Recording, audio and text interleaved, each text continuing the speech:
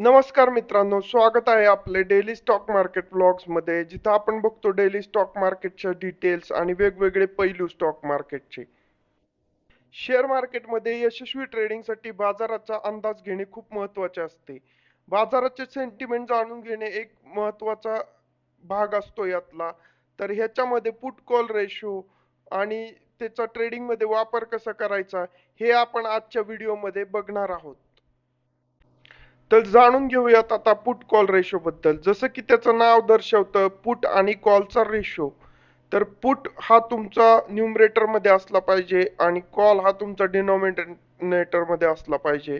तर आपण आता लाईव्ह ऑप्शन चेनच्या माध्यमातून तुम्हाला समजून देऊ की पुट कॉल रेशो काय असतो आणि तो कॅल्क्युलेट कसा केला जातो. तर आपण आता बघू शकता की 24,471 ला मार्केट क्लोज झालेले आहे. 24,450 हा ॲट द मनी स्ट्राईक आहे. तर तुम्ही इथं बघू शकता की ओपन इंटरेस्ट इन लॅक्स तुम्हाला दिसून येऊ शकतो. 24,450च्या स्ट्राईकला 19 लाख इतका आहे. तर 12 लाख हा तुमचा कॉल ओपन इंटरेस्ट आहे. तर put 19 lakh divided by call 12 lakh is equal to 1.3. हा तुमचा पुट कॉल रेशो येईल. म्हणजे पुटची संख्या जास्त आहे कॉलच्या संख्येपेक्षा. म्हणजे कॉलच्या ओपन इंटरेस्ट जास्त आहे, कमी आहे पुटच्या ओपन इंटरेस्ट पेक्षा. पुटचे ओपन इंटरेस्ट जास्त आहे, त्याच्यामुळे पीसीआर 1च्या वर निघाला. आता इथं तुम्ही बघू शकता 24,550 ला कॉल आहेत 15 लाख आणि पुट आहे 10 लाख. तर इथं तुमचं पीसीआर म्हणजे put 10 divided by call 15 is equal to 0.7 इतका निघतोय. तर कॉलची संख्या जास्त आहे, पुटची संख्या कॉन्ट्रॅक्टची कमी आहे, त्याच्यामुळे पीसीआर 1च्या खाली आला.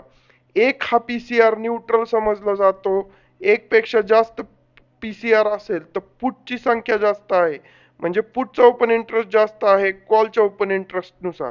तर टेक्स्ट बुक इंटरप्रिटेशन असं होतं याचं की मार्केटमध्ये बिअरिश सेंटिमेंट आहे.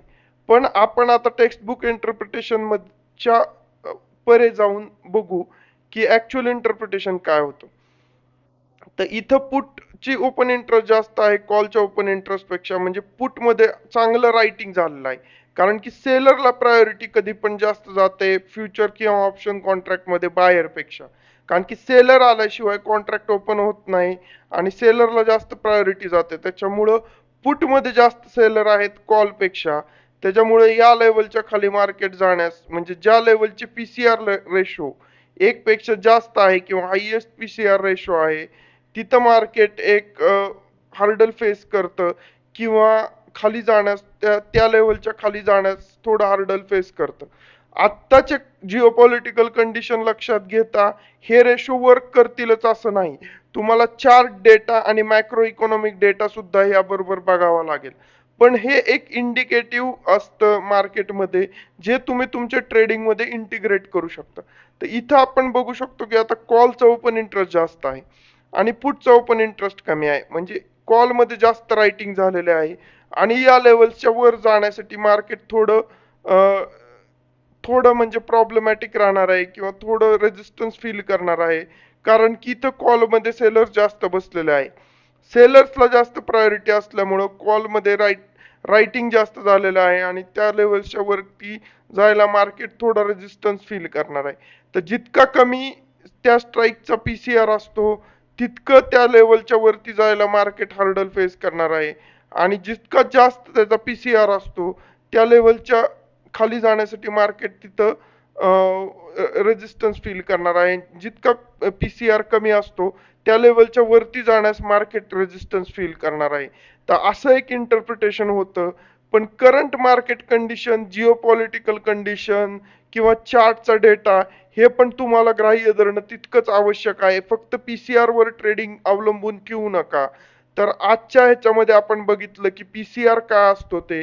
तर PCR is equal to put आणि कॉलचा रेशो.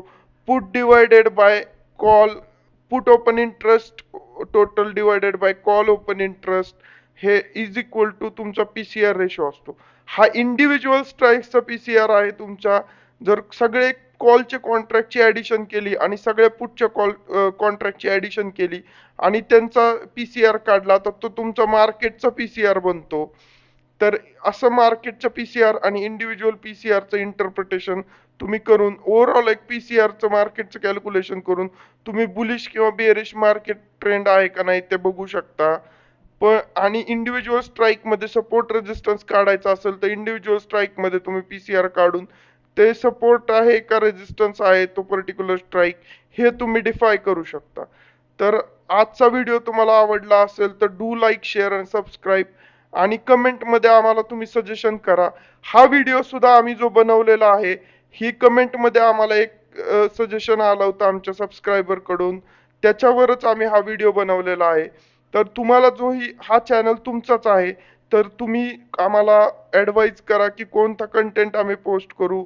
तुमच्या माहितीसाठी आम्ही तो कंटेंट पोस्ट करू. तर do like share and subscribe to this channel. Have a safe trading, have a safe investment. भेटूयात उद्याच्या मार्केट ब्लॉगमध्ये.